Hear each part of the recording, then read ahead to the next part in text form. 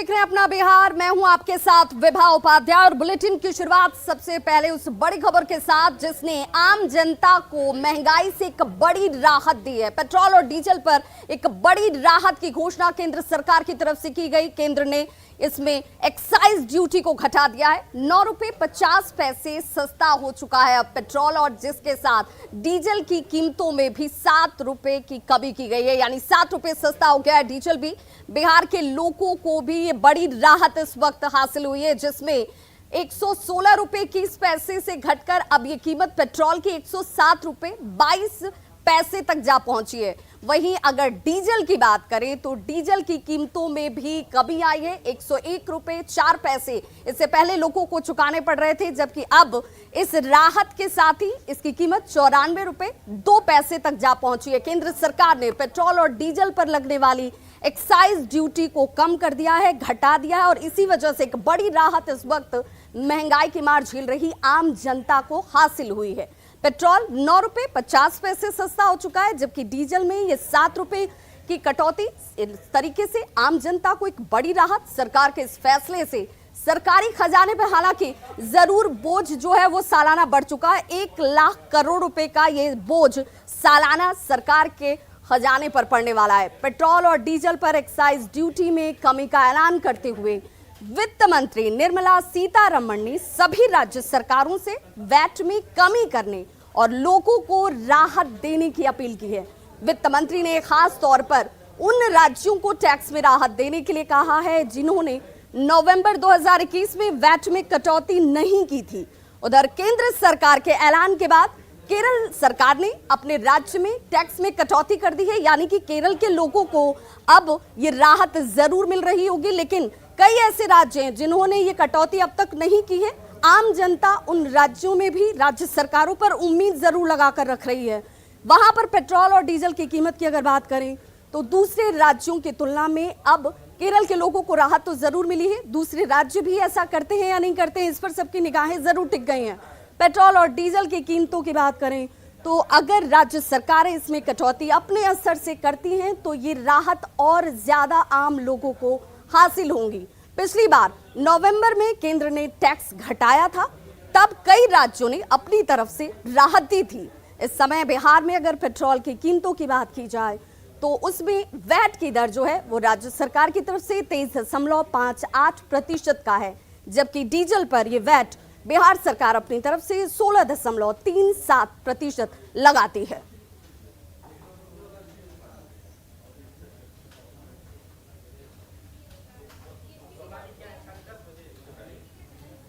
तो पेट्रोल और डीजल पर लगने वाली एक्साइज ड्यूटी की बात करें तो इस एक्साइज ड्यूटी में कमी की घोषणा करते हुए प्रधानमंत्री नरेंद्र मोदी ने ट्वीट किया, और ट्वीट में उन्होंने लिखा कि हमारे लिए हमेशा से ही लोग सर्वोपरि हैं, सबसे पहले होते हैं। आज के फैसले विशेष रूप से पेट्रोल और डीजल की कीमतों में उल्लेखनीय कमी से विभिन्न क्षेत्रों पर सकारात्मक प्रभाव डालेंगे। ये हमारे नागरिकों को राहत प्रदान करेंगे और जीवन की सुगमता को आगे बढ़ाएंगे। वहीं उज्ज्वला योजना के तहत गैस की कीमतों में भी कमी की गई है, और इन कीमतों में कमी किए जाने पर प्रधानमंत्री नरेंद्र मोदी ने इसे लेकर भी ट्वीट किया। उन्होंने लिखा कि उज्ज्वला योजना ने करोड़ों भारतीयों, जिसमें खासकर महिलाओं को मदद की है। उज्ज्वला योजना के लिए सब्सिडी देने के फैसले से लाभार्थियों के बजट में काफी आसानी होगी। और अब चलिए जरा ग्राफिक्स के जरिए आपको समझा देते हैं, बताते हैं कि इस वक्त पेट्रोल और डीजल में कितनी की राहत आम लोगों को, यानी कि उनके सीधे तौर पर बजट पर, उनकी जेब पर असर सावधानी और सुगमता के साथ मिल चुका है। केंद्र सरकार के फैसले के बाद अब राज्य सरकार से पेट्रोल और डीजल पर वैट घटाने की मांग अब की जा रही है, ताकि पेट्रोल और डीजल की कीमतें कम हो पाएं और लोगों को महंगाई से और राहत मिल पाए। लेकिन यहाँ लाख टके का सवाल ये है कि क्या राज्य सरकारें वित्त मंत्री की अपील पर ध्यान देंगी? ये सवाल है, क्योंकि राज्य सरकारों की तरफ से इसमें कमी अब तक नहीं की गई है। कुछ राज्य हैं जिन्होंने जैसे ही सस्ता किया गया पेट्रोल और डीजल, उसके साथ उसको कम कर दिया अपने राज्य में, जिसमें केरल सबसे पहले है। अब राज्य सरकारों से सवाल ये उठता है कि राज्य सरकारें वैट की दर में कटौती करती हैं या नहीं करती हैं। क्या पेट्रोल और डीजल की कीमत कम करने के लिए राज्य सरकारें अपनी तरफ से कोई पहल करेंगी? क्या राज्य सरकार की पहल से महंगाई कम होगी? क्या जनता को इस महंगाई से राहत दिलाने में राज्य सरकारें अपनी तरफ से भूमिका निभाएंगी क्या? ये तमाम वो सवाल हैं जिन सवालों का जवाब आम जनता या राज्य की जनता अपने अपने राज्य सरकारों से तो कम से कम जरूर चाहती है। और चलिए अब ग्राफिक्स के जरिए समझने की ये कोशिश करते हैं कि केंद्र सरकार के फैसले से आम लोगों को, आम जनता को कितनी बड़ी राहत मिली है। केंद्र सरकार ने पेट्रोल पर एक्साइज ड्यूटी की अगर हम बात कर लें तो 8 रुपए और डीजल पर 6 रुपए की कमी कर दी है, जिससे पेट्रोल 9.5 रुपए और 7 रुपए डीजल जो है वो सस्ता हो चुका है। यानी पहले सरकार जो है पेट्रोल पर प्रति लीटर 27.90 पैसे यानी कि 27 रुपए 90 पैसे टैक्स वसूलती थी, जो अब सिर्फ घटाकर 19 रुपए 90 पैसे कर दिया गया है। यानी कि राज्य सरकार, अब केंद्र सरकार की अगर बात कर लें तो ये राहत जरूर मिली है, लेकिन राज्य सरकारों से उम्मीद की जा रही है। वहीं डीजल की बात कर लेते हैं तो डीजल पर पहले 19 रुपए 90 पैसे टैक्स लगता था, जो अब सिर्फ 15 रुपए 80 पैसे टैक्स लगेगा।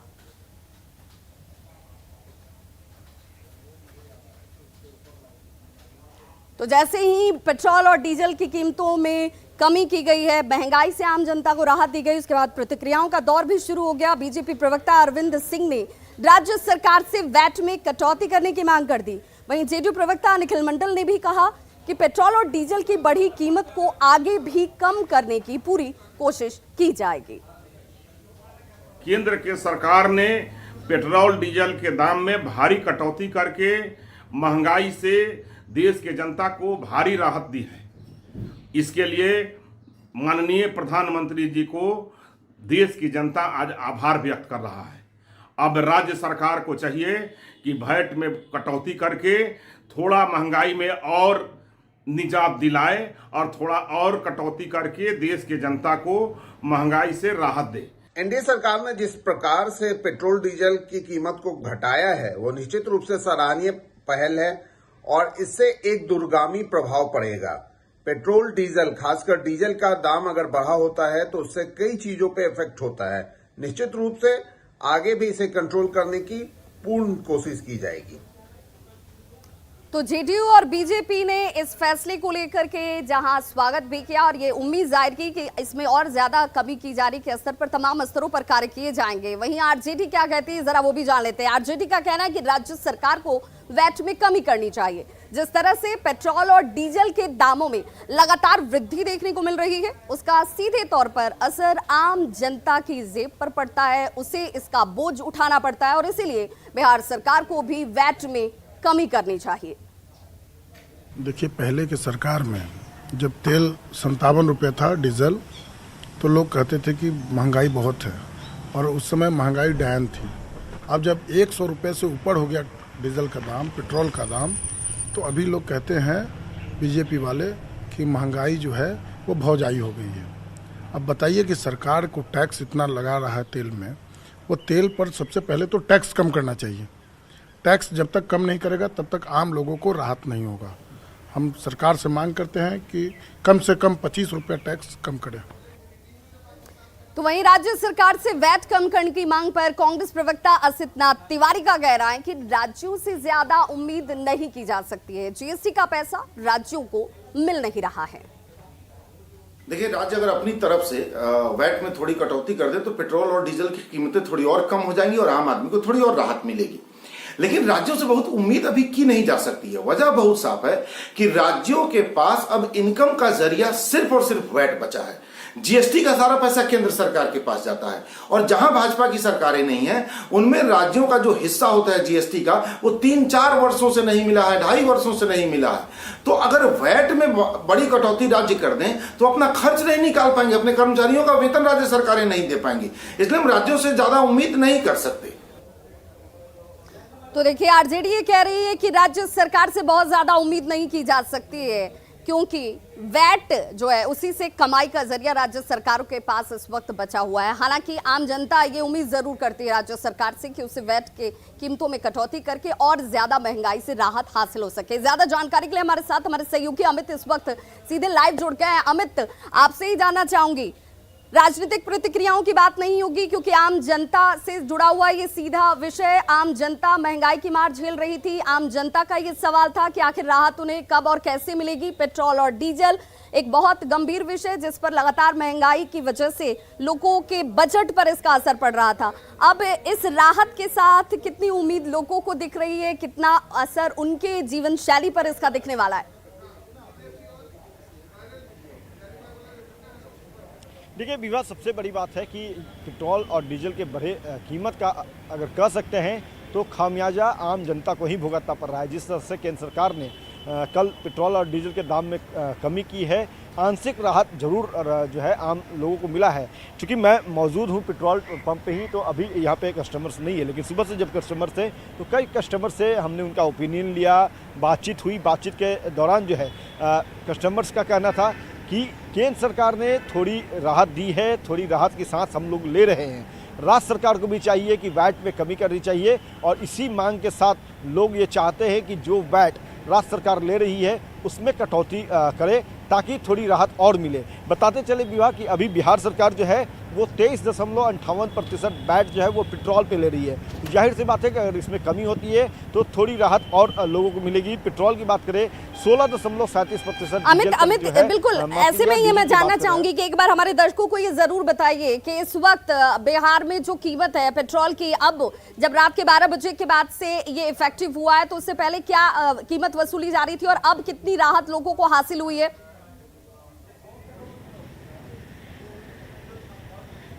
देखिए विवाह, बिल्कुल मैं बताता हूं कि कल रात यानी कि मध्यरात्रि की बात करें तो जिस तरह से केंद्र सरकार ने दाम कम करने का फैसला लिया, तो उसके पहले 12 बजे के बाद पहले जो है रात्रि में बिहार में पेट्रोल पटना में 116 रुपये 21 पैसे थे। डीजल की बात करें तो 101 रुपये 4 पैसे थे। पावर पेट्रोल की बात करें तो 120 रुपये 43 पैसे थे, जो अब घट कर के पेट्रोल जो है 107 रुपये 22 पैसे हो चुके हैं।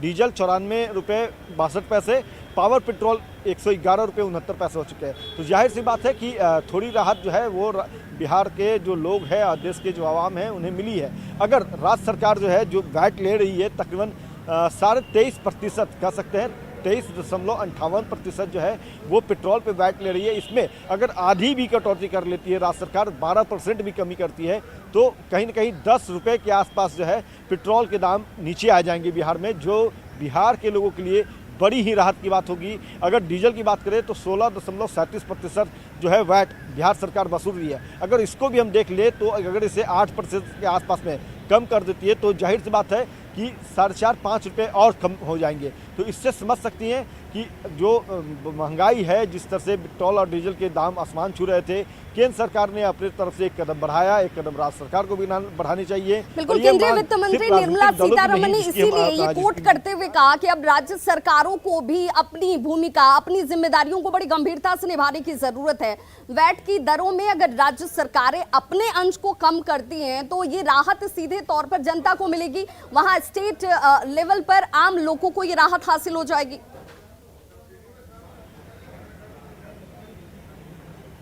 देखिए निश्चित तौर पे केंद्रीय मंत्री निर्मला ने जिस तरह से बातें कही है, जो जिन बातों का उन्होंने उल्लेख किया है, तो वो कहीं ना कहीं आम लोगों की जो महंगाई है जिससे वो त्रस्त हैं उसी को ध्यान में रखते हुए सीतारमण ने ये बातें कही है। तो जाहिर सी बात है कि अगर राज्य सरकार इम्प्लीमेंट करती है तो उनके राज्य के, उनके जो है स्टेट के लोगों को राहत मिलेगी, और कहीं ना कहीं जो आम लोग हैं बढ़ी हुई महंगाई का इसीलिए अब लोग बड़ी आशा और उम्मीदों के साथ राज्य सरकारों की तरफ भी निगाहें लगाए बैठे हैं कि राज्य सरकारें अब इस दिशा में किस तरह का कदम उठाती हैं। हालांकि केरल ने इसकी शुरुआत भी कर दी है। बहुत बहुत शुक्रिया अमित इस तमाम जानकारी के लिए आपका। तो देखिए, महंगाई की मार झेल रही आम जनता को तो राहत केंद्र सरकार की तरफ से एक्साइज ड्यूटी में कमी करते हुए जरूर दी गई है। अब राज्य सरकारें इसे लेकर किस तरह का स्टेप उठाती हैं, ये बेहद महत्वपूर्ण और खास हो जाता है। रुक करते हैं दूसरी बड़ी खबर का। नौकरी के बदले जमीन लेने के मामले में सीबीआई बहुत जल्द पूछताछ करने वाली है। लालू प्रसाद से लेकर राबड़ी देवी और मीसा भारती के साथ हेमा समेत उन सभी 16 लोगों से सीबीआई पूछताछ करेगी जिनके विरुद्ध हाल ही में सीबीआई ने 9 पेज का एफआईआर दर्ज किया है। मामले के बारे में ज्यादा जानकारी दे रहे हैं हमारे सहयोगी अमित कुमार। रेलवे में जमीन के बदले नौकरी दिए जाने के मामले में जल्द ही सीबीआई मुख्य आरोपी लालू प्रसाद यादव समेत अन्य से पूछताछ करेगी। बताते चले कि 2 दिन पहले सीबीआई की 3 टीम जो है राबड़ी देवी के इस आवास पे आई थी। इसके अलावा मीसा भारती का दिल्ली स्थित आवास पे रेड किया था सीबीआई ने। साथ ही साथ 16 ठिकानों पे जो लालू यादव के हैं वहाँ पे रेड किया था और इसमें वैसे लोगों के भी ठिकाने शामिल थे जिनको लालू प्रसाद यादव ने ज़मीन लेकर के नौकरी दिया था।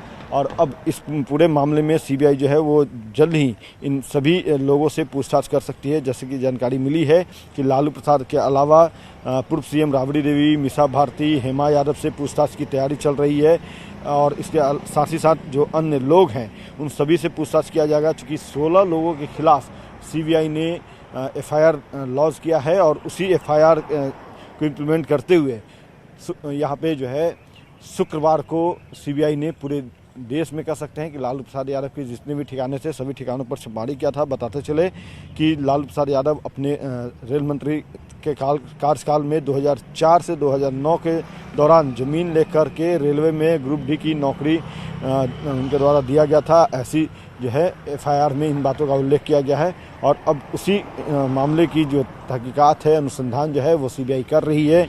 जल्द ही सीबीआई जो है पूरे मामले में लालू प्रसाद समेत बाकी जो आरोपित हैं सभी से पूछताछ करेगी। पूछताछ के आधार पे आगे की जो कानूनी कार्रवाई है वो किया जाएगा। लेकिन सबसे बड़ी बात है कि देखा जाए तो जिस तरह से ये पूरा मामले को लेकर के सियासत भी हो रही है, आरजेडी के समर्थक जो हैं वो सत्ताधारी दल केंद्र सरकार पर निशाना साध रहे हैं। लेकिन सीबीआई के अधिकारियों का कहना है कि ये एक कानूनी कार्रवाई है और उसी कानूनी कार्रवाई के तहत अब जल्द ही लालू प्रसाद यादव और राबड़ी देवी, मीसा भारती, हेमा के अलावा बाकी जो लोग हैं जिन्हें नौकरी लालू प्रसाद यादव ने दिया है उन सभी से पूछताछ किया जाएगा। कैमरा पर्सन दीपक के साथ अमित कुमार, न्यूज़ 18 पटना। और अब बात मुख्यमंत्री नीतीश कुमार के ड्रीम प्रोजेक्ट की। जी हां, सीएम नीतीश कुमार का ड्रीम प्रोजेक्ट गंगा जल उद्भव योजना अब अपने अंतिम पड़ाव में पहुंच चुका है। निर्माण कंपनी ने गंगा जल उद्भव योजना में लगे मोटर का सफलतापूर्वक परीक्षण कर लिया है। अधिकारियों की मौजूदगी में गंगा जल सफलतापूर्वक पटना के हाथीदह से नवादा के मोतनाजे गांव तक पहुंची और इस योजना में कुल 3200 करोड़ रुपए की लागत आएगी। सूत्रों के अनुसार सीएम नीतीश इस साल जुलाई में इसका उद्घाटन कर सकते हैं। योजना के बारे में ज्यादा जानकारी दे रहे हैं हमारे सहयोगी अनिल विशाल। मुख्यमंत्री का ड्रीम प्रोजेक्ट गंगा जल उद्भव योजना अपने अंतिम चरण में है और निर्माण कंपनी के द्वारा आज इसके पंप का ट्रायल भी कर लिया गया है। पटना के हाथीदह से सफर तय कर गंगा आज नवादा के मोतनाजे में पहुंची है, जहां सफलतापूर्वक इसका पंप का जो है ट्रायल कर लिया गया है और यहीं से पानी का शुद्धिकरण होकर गया, नालंदा समेत नवादा जिले को यह पानी भेजा जाना है। तो जो लंबा इंतज़ार जो लोगों का था वह अब ख़त्म होगा और मुख्यमंत्री का जो ड्रीम प्रोजेक्ट है गंगा के पानी को क्योंकि ये दूरदर्शी योजना थी, क्योंकि इन इलाके में अक्सर पानी की कमी होती है, तो गंगा के पानी पहुंच जाने से न केवल जो पानी की जो समस्या है उससे निजात मिलेगा, बल्कि आने वाले समय में जो किसी प्रकार की जो समस्या जो पानी को लेकर होती है वह अब पूरी तरह से समाप्त हो जाएगा। अनिल विशाल, न्यूज़ 18 नवादा। मुख्यमंत्री नीतीश कुमार 10 दिनों के अंदर दूसरी बार जेटीयू कार्यालय पहुंचने वाले हैं और इसे लेकर पूरे जेटीयू कार्यालय को सुरक्षा के घेरे में तब्दील कर दिया गया है। एसएसजी के जवान और कर्मी जो हैं वो चप्पे चप्पे पर सुरक्षा का जायजा ले रहे हैं। तस्वीरें आपके टीवी स्क्रीन पर हैं। हमारे सहयोगी अमित कुमार की ये रिपोर्ट देखिए। महज 10 दिनों के अंदर मुख्यमंत्री नीतीश कुमार जो हैं आज जेडीयू दफ्तर पहुंचने वाले हैं और जेडीयू दफ्तर में इसको लेकर के तैयारी भी की जा रही है। मुख्यमंत्री की पहुंचेंगे तो जाहिर सी बात है कि जेडीयू दफ्तर जो है यहाँ पे कार्यकर्ताओं का आना होगा, क्योंकि मुख्यमंत्री नीतीश कुमार जो हैं आज एक बार फिर से चुनिंदा जो लोग कार्यकर्ता जो हैं उनसे मुलाकात करेंगे, उनसे बात करेंगे, सरकार को किस दिशा में और बेहतर काम करने चाहिए इसको लेकर के भी सुझाव लेंगे। ज़मीनी स्तर पर सरकार की काम काजों की किस तरह की जो है सराहना की जा रही है, आलोचना की जा रही है, क्या कुछ कहा जा रहा है, परसेप्शन क्या है लोगों के बीच में, इसके संदर्भ में भी जो है मुख्यमंत्री चुनिंदा कार्यकर्ताओं से बात करेंगे। तो कह सकते हैं कि मुख्यमंत्री नीतीश कुमार महज 10 दिनों के अंदर दूसरी बार जेडीयू कार्यालय पहुंचने वाले हैं और इसको लेकर के यहाँ पे देख सकते हैं कि जो एसएसजी के अधिकारी हैं वो भी आने लगे हैं और यहाँ पे जो अधिकारियों का आने का जो सिलसिला है वो शुरू हो चुका है। चूँकि मुख्यमंत्री जो है उनकी सुरक्षा को लेकर के काफ़ी सख्त जो है एसएसजी के जो अधिकारी हैं वो हो चुके हैं। बिहार पुलिस महकमा जो है वो भी काफ़ी संजीदा है। तो ऐसे में चूँकि मुख्यमंत्री का निर्धारित कार्यक्रम आज यहाँ का हुआ है और जेडीयू कार्यालय जो है मुख्यमंत्री आएंगे, चुनिंदा कार्यकर्ताओं से मिलेंगे जैसा हम पहले भी बताए हैं। तो इस दौरान जो है भीड़-भाड़ को कंट्रोल करने के लिए पुलिस बलों की तैनाती की जाएगी। साथ ही साथ एसएसजी के जिम्मे जो है मुख्यमंत्री की सुरक्षा है। तो ऐसे में एसएसजी के जो अधिकारी है वो भी आने लगे हैं। कैमरा पर्सन दीपक के साथ अमित कुमार, न्यूज़ 18 पटना। तो बिल्कुल अब से कुछ देर बाद जेडीयू कार्यालय पहुंचेंगे बिहार के मुख्यमंत्री नीतीश कुमार, जहां पर यहां पर चुनिंदा कार्यकर्ताओं के साथ उनकी बातचीत होने वाली है, जो कई विषयों को आधारित रखते हुए और बेहद महत्वपूर्ण बातचीत होगी। हर खबर पर हमारी नजर बनी हुई है। आप देखते रहिए न्यूज़ 18 बिहार झारखंड, क्योंकि खबरों का सिलसिला यहां कभी नहीं थमता।